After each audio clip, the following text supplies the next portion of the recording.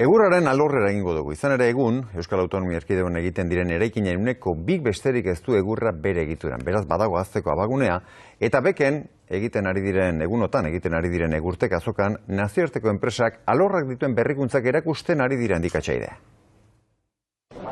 Egurrezko eraikuntzan eta arkitekturan oinarritutako azoka da, gero eta indar handiagoa duen negozioa eta bai kontsumitzaileek, baita araudiek ere gero eta gehiago jakin nahi dute nolakoa izan den egur horren jatorria. Horregatik sektoreak erronka hori dauka, bai digitalizazioa, baita trazabilitatea ere. Euskadiko lurzoruaren ehuneko 55 inguru baso eremua da, ia 400.000 hektarea. Bertan du jatorria sektoreko enpresek erabiltzen duten egurraren ehuneko 70%.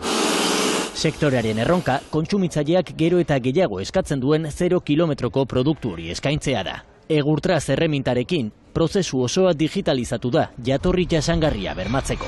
Salgai egon aldan egurrezko produktu batetik, transparentzia hori emanez, ikusi dezakegu zenbateko transformazioak, mugimenduak eduki izan dituen egurrak mendira heldu arte.